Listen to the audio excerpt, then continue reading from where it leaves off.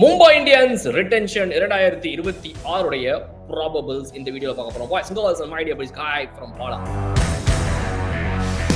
மும்பை இந்தியன்ஸோடைய ரிட்டென்ஷனை பொறுத்த வரைக்கும் ரொம்ப சூப்பரான ஒரு நியூஸ் என்ன அப்படின்னா, அவங்க அதிகமா அவங்களுடைய கோரை வந்து கலைக்கிறதுக்கான வாய்ப்புகளே இங்க இல்ல. அதிகம் கிடையாது. கோர் அப்படியே ரிட்டைன் ஆக போகுதுங்கிறது தான்.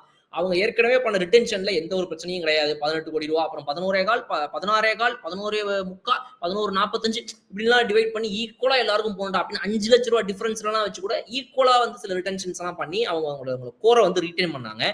ஸோ அதை பொறுத்த வரைக்கும் பாத்தீங்கன்னா, சூரியகுமார் யாதவா இருக்கட்டும், திலக் வர்மாவா இருக்கட்டும், ரோஹித் சர்மா, ஹார்திக் பாண்டியா இப்படின்னு சொல்லி அவங்களுடைய அந்த ரிட்டென்ஷன்ஸ்ல எந்த ஒரு கேள்வியுமே நம்ம கேட்க முடியாது அப்படின்ற மாதிரி அவங்களுடைய கோர் வந்து ரொம்ப சூப்பரா இருக்கு. பும்ரா, ஹார்திக், சூரியகுமார், ரோஹித் சர்மா அண்ட் திலக் வர்மா இந்த 5 பேருமே வந்து அசாத்தியமான ஒரு டாப் 5 அங்க உட்காந்துருக்காங்க. அப்ப அது இல்லாம பார்த்தோம் அப்படின்னா, Trent Boult and Deepak Chahar இந்த இருவர் தான் வந்து இவங்களுடைய கொஞ்சம் எக்ஸ்ட்ராவான பர்ச்சேஸ் சொல்லலாம், அதிகமான அந்த காஸ்ட்லி பிளேயர்ஸ்.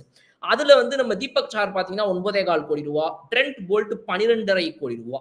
இப்ப இவங்கள யாரையாவது வெளியே தூக்க வேண்டிய அவசியம் இருக்குதாப்பா அப்படின்றத நம்ம சிம்பிளா கேட்கணும். அதை விட்டுட்டு நம்ம ரொம்பலாம் பெருசா யோசிக்க கூடாது. அப்ப ட்ரெண்ட் போல்ட்டை பொறுத்த வரைக்கும் நான் 12.5 கோடி ரூபா போட்டேன், அதுக்கு ஏதாவது ஒரு பண்ணாரா, என்னங்க அவர் இருக்கட்டுமா வேணாமா அப்படின்ற கேள்வி கேட்டா, சிம்பிளா பொறுத்த வரைக்கும் 2025ல 16 மேட்ச் விளையாடி 22 விக்கெட் எடுத்து கொடுத்தாரு ட்ரெண்ட் போல்ட். இவர் உள்ள வந்ததுக்கு அப்புறம் தான் இந்த டீமுடைய பவுலிங் லைனப் இந்த வருஷம் அவ்வளவு பெரிய ஸ்ட்ரென்த் அடைஞ்சதுன்னு சொல்லலாம்.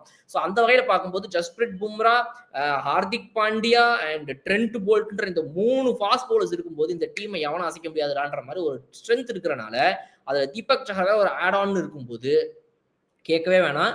ட்ரெண்ட் போல்ட்டை தொட்டு கூட பார்க்க மாட்டாங்க அவங்க அப்படின்றது ஒரு கன்ஃபார்மான ஒரு விஷயம்.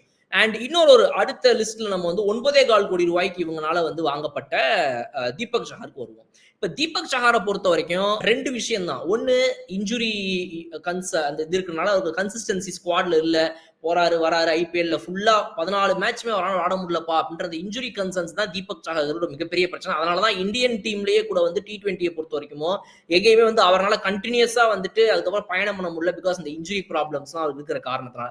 அந்த வகையில பார்க்கும்போது தீபக் சஹாரை ஒரு காரணமா யோசிக்கலாம், வச்சுக்கலாமா வேணாமா அப்படின்னு. 2வது, 9.25 கோடி ரூபாய்க்கு வர்த்தாப்பா அவரு, அவ்வளவு சூப்பரா போடுறாராப்பா அவரு அப்படின்னு கேட்டீங்கன்னா, தீபக் சஹார் சிஎஸ்கேல எவ்வளவு சூப்பரா ஒரு ப்ராமினன்ட் பிளேயரா இருந்தாரோ அந்த அளவுக்கு அந்த ப்ராமினன்ஸ் இப்ப இல்ல, குறைஞ்சிட்டே வருது.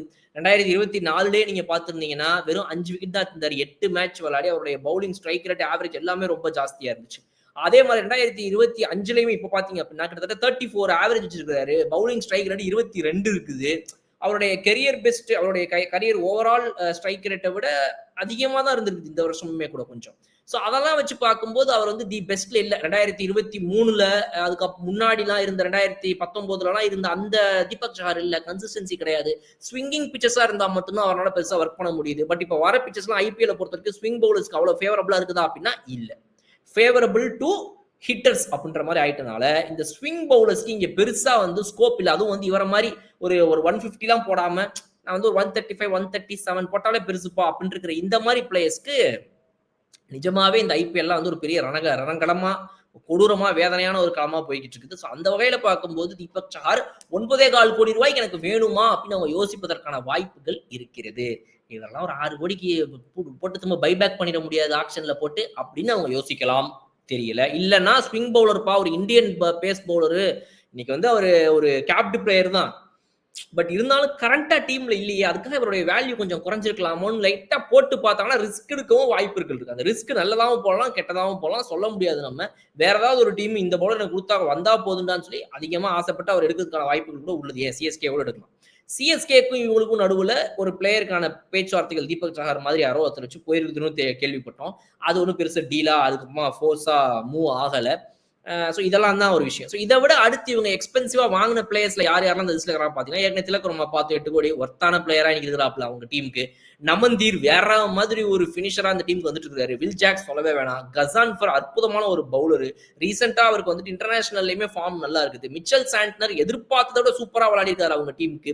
வெறும் 2 கோடி ரூபாய்க்கு அவரை வாங்கியிருக்க முடியும்னு நினைச்சு கூட பார்த்திருக்க மாட்டாங்க. சிஎஸ்கே ஒரு பிளேயர் வெளியே வராரு, அவரை 2 கோடி ரூபாய்க்கு நம்ம வாங்கிட்டோமே நினைச்சாங்க. அதை விட சூப்பரா அவர் வந்து பெர்ஃபார்மன்ஸை ஹெவியா தான் போட்டு கொடுத்துருக்காரு ஆக்சுவலா அப்படின்னு சொல்லணும். மிச்சல் சாண்டரை பொறுத்த வரைக்கும் நல்ல ஆல்ரவுண்டர். இதெல்லாம் வச்சு பார்க்கும்போது அடுத்து இந்த லிஸ்ட்ல யாரு வந்து இருக்கிறா அப்படின்னா 1 கோடி ரூபாய் அண்ட் அபவ் யாருன்னா ஒரே ஒரு ஆள் தான், இன்னும் ரயான் ரிக்கல்டன். ரயன் ரிக்கல்டன் ஒரு நல்ல ஓப்பனரா இவங்களுக்கு இருந்திருக்காரு. சோ இவரையும் இவங்க தூக்க மாட்டாங்க. சோ இந்த டாப்ல இருக்கிற இந்த எல்லாருமே 1 கோடி அண்ட் அபௌட் இவங்க யாரெல்லாம் ரீடைன் பண்ணாங்களோ, வாங்குனாங்களோ எல்லாருமே வொர்த் த மணி. ஒரே ஒரு டவுட் நம்ம எங்க திரும்ப வைக்கிறோம் அப்படின்னா, தீபக் சஹார கொஞ்சம் கம்மி அமௌண்ட் ஒரு 2-3 கோடி ரூபாய் கம்மியா திரும்ப பைபேக் பண்ண முடியுமா? அந்த 3 கோடி ரூபாய்க்கு வேற ஏதாவது ஒரு பிளேயருக்கு யூஸ் பண்ண முடியுமான்னு இவங்க யோசிப்பதற்கான வாய்ப்புகள் ஒரு 5% 10% இருக்குன்னு நான் நினைக்கிறேன். சோ அதை மட்டும் நான் ஒரு டவுட்ல வைக்கிறேன். இதை தாண்டி நீங்க இருக்கிறதா பாத்தீங்கன்னா 75 லட்சம் ரீஸ்டாப்ல Lizaad Williams, Robin Minz, Karn சர்மானா 50 லட்சம் ரூபாய். இந்த மாதிரி இந்த 50, 30, 75 இதெல்லாம் வெடிய விடுவாங்களா யாராவது? இதுல விட்டீங்கன்னா இதுல திரும்ப நீங்க 75 லட்சம் ரூபாய்க்கு 50 லட்சம் ரூபாய்க்கு யாரை வாங்க முடியும் நீங்க? திரும்ப ஒரு 2 கோடி ரூபாய், 3 கோடி ரூபாய், 4 கோடி ரூபாய்க்கு வாங்குற பிளேயரை நீங்க அட்டாக் பண்ணுவீங்க. அப்போ உங்ககிட்ட வேல்யூ கையில இருக்கணும் அப்படின்னா நீங்க இந்த மாதிரி ஒரு 75 லட்சம், 50 லட்சம், 30 லட்சம் இந்த கேட்டகரியில ஒரு 4-5 பிளேயர் நீங்க அட்லீஸ்ட் வெளியே இறக்கி விடணும். அந்த அளவுக்கு இந்த 4-5 பிளேயர் இங்க ஒண்ணும் இல்லாம இருக்கிறாங்களா அப்படின்னு கேட்டீங்கன்னா இல்ல. சோ 4-5 பிளேயரை இறக்கி விட்டு அந்த ஒரு பிளேயரை வாங்குவதற்காகலாம் இவங்க யோசிக்க மாட்டாங்க. சோ என்ன பொறுத்த வரைக்கும் நடக்காது. Coming to the trade matter, எல்எஸ்ஜியுடன் எம்ஐக்கு பேச்சுவார்த்தை நடந்ததாக வந்துட்டு தகவல்கள் வெளியே வந்துச்சு, உங்களுக்கு எல்லாருக்குமே தெரியும். பட் ஆனா அதுக்கான அதிகாரப்பூர்வமான எந்த ஒரு பேச்சுகளும் வேற எங்கேயும் கிடையாது. ஒரே ஒரு சேனல்ல பேசப்பட்டது மட்டும்தான் நம்ம அஸ்வின் அவர்கள். அதை தாண்டி வேற எங்கேயும் இல்ல. அந்த அவருடைய சேனல்ல இருந்து அந்த வீடியோ தூக்கப்பட்டதாக சொல்லப்படுது. ஒரு கிளிப் மட்டும் தான் ஆன்லைன்ல போய்கிட்டு இருக்குது இந்த மாதிரி அவர் பேசினாருன்னு சொல்லி. மற்றபடி வந்து எல்எஸ்ஜி அண்ட் எம்ஐக்குள்ள இது நடக்காதுன்னு நான் நினைக்கிறேன். பிகாஸ் ஷர்துல் தாக்கூரை இங்க வச்சுக்கிட்டு அர்ஜுன் டெண்டுல்கர் அவங்க அந்த அனுப்புறதுக்கு வாய்ப்புகள் ரொம்ப கம்மி. அர்ஜுன் டெண்டுல்கர் ஒரு லாயல் எம்ஐ பர்சனா தான் அவரை கொண்டு வருவாங்கன்னு நினைக்கிறேன். மேபி வேற எங்கேயாவது போய் விளையாட்டும் வாய்ப்புகள் கிடைக்கும். சச்சின் பையன்றனால இங்க வாய்ப்பு கிடைக்க மாட்டேங்குது. வேற எங்கேயாவது ப்ரெஷர் இல்லாம ஆடுவார் அப்படின்னு நினைச்சு கொடுக்கலாம். பட் ஆனா அது ஒரு ட்ரேடுக்கு போற அளவுக்கு அவ்வளவு ஒர்த் இருக்குதா அப்படின்னு கேட்டீங்கன்னா அவங்க கிட்ட காசே கிடையாது. முதல்ல அர்ஜுன் டெண்டுல்கருடைய காசுக்கு நீங்க ஷர்துல் தாக்கூர் அங்க இருந்து வாங்குவீங்களா? வாய்ப்பே கிடையாது. சோ ஷர்துல் தாக்கூர் எல்எஸ்ஜியில வந்துட்டு இந்த சீசன்ல நடுவுல வந்து மோசின் கானுக்கு ரீப்ளேஸ்மெண்டா உள்ள வந்தவர். பெருசா வந்து ஆக்ஷன்ல போவே இல்லை, அன்சோல்டா ஆனாருன்ற பிளேயரா பார்க்கப்பட்ட ஷர்துல் தாக்கூர் கடைசியில உங்களுக்கு வந்து ரீப்ளேஸ்மெண்டா உள்ள வந்து இந்த சீசன்ல அவங்களுக்கு அவ்வளவு சூப்பரான பவுலிங்க போட்டு கொடுத்துருக்காரு. சோ அதனால என்ன பொறுத்த வரைக்கும் ஷர்துல் தாக்கூர்லாம் வந்துட்டு எல்எஸ்ஜி அவ்வளவு சீக்கிரம் விட்டு கொடுக்க மாட்டாங்க அப்படின்னு தான் நான் நினைக்கிறேன். தெரியல, வெயிட் பண்ணி பார்ப்போம். ரைட், ஸோ இதுதான் வந்து மிக முக்கியமான விஷயங்களா நம்ம இப்போ பார்த்தது. இதுல எந்தெந்த விஷயங்கள்ல உங்களுக்கு உங்களுடைய கருத்துக்கள் என்ன அப்படின்றத கமெண்ட் செக்ஷன்ல சொல்லுங்க. என்ன பொறுத்த வரைக்கும் ஒரே ஒரு பிளேயர் தான் இவங்க விட்டாங்கன்னா விடுவாங்க, அது தீபக் சஹார். அதை தாண்டி அனைவரையும் இவர்கள் ரீடைன் செய்வதுதான் சரி அப்படின்னு என்னோட சின்ன மூளைக்கிட்ட இருந்து சொல்றேன். இன்னொரு சூப்பரான வீடியோலாம் உங்களுக்கு பார்க்குறேன். அது ஒரு விடைபெறுது உங்கள் பலம். Okay bye. வட்டி boss Bigg Boss Tamil season 9 review show நான் வர தினமும் ராத்திரி 11:30 மணிக்கு. சப்ஸ்கிரைப் டு கலர் கண்ணாடி மீடியா.